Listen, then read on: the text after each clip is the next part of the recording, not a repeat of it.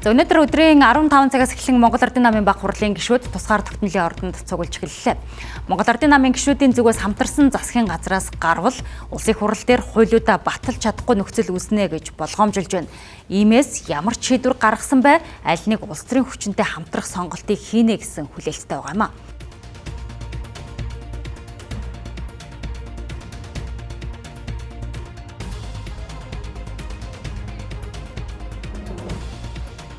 Монгол Ардын намын баг хурлын хувьд бол ерөнхийдөө нийтдээ 470 орчим гишүүнтэй. Тэгэхээр энэхүү баг хурлаас Монгол Ардын нам цаашид засгийн газрыг бусад намуудтай хүн болоод ардчилсан намуудтай эвссэн байдлаар хамтарсан засгийн газрыг явуулах үгүй юу гэдэг бас гол бодлогын шийдвэр бол гарна гэсэн юм хүлээлттэй байна. Хамтарсан засгийн газрын үйл ажиллагаа бол амжилттай явж байгааг ойлгож байгаа. Гэхдээ нэгэнт улс төрийн намууд нэгэд хамтрах юм бол хамтарсан шиг хамтрахгүй зарим нь хамтраад байдаг. Зарим нь юу гэдгийг ингээл Батулах ч гэдэг юм уу Ганбаатаргээ зарим гишүүд нь улс орон дээр тойроод хамтарсан засгаа муулаа яваад байдаг. Тийм учраас хамтрах юм бол бүх төвшөнд хамтрах хэрэгтэй. Өгөөл өгөл өгөх ёстой л гэсэн байна.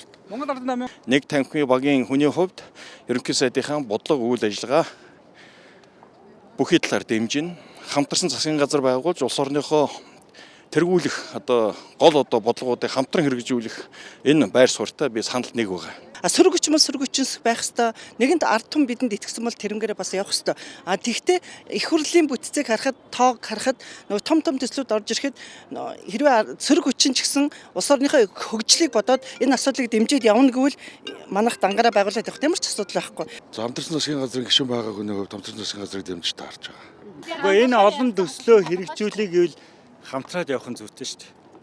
Ер нь бол нэгэнтээ хамтарсан бол эцсийг үзэх хэрэгтэй гэж байна. Тодорхой Монгол Ардын нам олон болсон ч гэсэн аль нэг хүчинтэйгээ, аль нэг хүчнүүдтэйгээ хамтрахаас өөр аргагүй л гэж би зөв хувийн байна. Хэрвээ засгаас гарчих юм бол сөрөг хүчний байр суурь үзэлж ажил явуулахгүй юм шиг яриад байгаа байхгүй.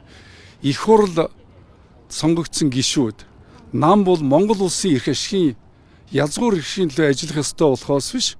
Зүгээр хамтрахаараа сайхан ажил нь хамтрахгүй болохоор ажил хийхгүй гэж ингэж ярьж бас болдгийм үү. Тэгэхээр энэ нэг ёс зүйгүй үйлдэлийг л засах ёстой гэдгийг би урд өмнө ч гэсэн байр суурь илэрхийлж гисэн одоо ч гэсэн байр суурь илэрхийлж байгаа. За Монгол Ардын намын баг хурал дээр ерөнхий сайд ажлаа тайлагнаж илтгэл тавьсны дараа бусад намуудтайгаа хамтран ажиллах уу аль эсвэл дангаараа засаглах уу гэдэг зарчмын шийдвэрээр санал хураалт явуулна гэсэн хүлээлттэй байна. За хэдийгээр хурлын өмнө баг хурлын гишүүд засгийн газрыг доктортой байлгах ёстой гэдэг байр суурийг илэрхийлж байгаа ч ямар шийдвэр гаргах вэ гэдэг нь одоогоор тодорхойг байна. За учир нь хамтарсан засгийн газар байгуулсан хэрнээ засгийн газрын үйл ажиллагааг шүүмжилж байгаа ардчилсан намын гишүүдийн үг үйлдэлд эгдүүцэж байгаа гишүүд цөөнгүй байлаа. За мөн Монгол Ардын намын баг хурлаас ерөнхий сайд оюун эрдэнэт цаашид итгэл хүлээлгэх хэсэг асуудлыг хэлэлцэж тодорхой шийдвэр гаргана гэсэн хүлээлт байгаа юм а.